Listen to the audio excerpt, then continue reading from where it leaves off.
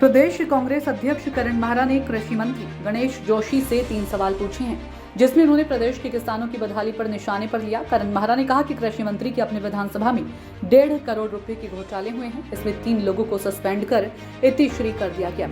Horticulture विभाग में हुए घोटाले को लेकर हाई कोर्ट को हस्तक्षेप करना पड़ा और सीबीआई जांच के लिए कहा गया, जिसका प्रस्ताव अब तक भी केंद्र सरकार को नहीं भेजा गया है। कांग्रेस प्रदेश अध्यक्ष ने कहा कि किसानों को 1100 रुपये एकड़ के हिसाब से मुआवजा दिया जा रहा है, जो कि न्याय संगत नहीं है। गेहूं की खेती चौपट हो चुकी है, लेकिन अब तक किसानों के लिए कोई मुआवजे का प्रस्ताव नहीं लाया गया है। साथ ही गन्ने की खड़ी फसल भी बर्बाद हो गई है, लेकिन किसानों को कोई मुआवजा नहीं मिला। उन्होंने कृषि मंत्री से अपने विभाग और श्रम को ठीक करने की भी बात कही। हमारे मुद्दे हैं जिसमें हम जाएंगे। जोशीमठ हमारा मुद्दा है, अंकिता भंडारी हमारा मुद्दा है। किसानों की सारी फसल चौपट हो गई इस पहाड़ में, इस पूरे हरिद्वार तराई में कोई मुआवजा 1100 रुपये मुआवजा एकड़ के हिसाब से दिया गया, जो ऊँट के मुँह में जीरा भी नहीं है। मंत्री का कहना है सर, उनसे मेरा आपके माध्यम से एक प्रश्न है, जोशी जी से 2-3 प्रश्न हैं। जो पहले गन्ने की खड़ी हुई फसल बर्बाद हो गई बाढ़ से, आपने उस पर तो कुछ नहीं किया। बारिश ना होने की आप योजना बना रहे हैं।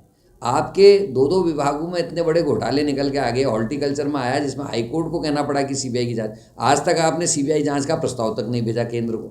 दूसरी, आप ही के यहाँ की सिंचाई में आप ही के विधानसभा में 1.5 करोड़ से ऊपर का घोटाला सामने आ गया। 3 लोगों को सस्पेंड करा, 33 लोग। 95 ब्लॉक हैं मंत्री जी इस राज्य में, और उन 95 ब्लॉकों का भौतिक सत्यापन कराएंगे। आपके यहाँ तो मरे हुओं को भी योजना मिल गई।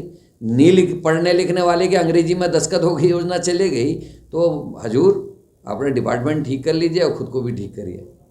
का सहारा यही है। वो हिंदू मुस्लिम के नैरेटिव पे हमेशा लड़े, नहीं तो 2 से ऊपर नहीं जाते थे।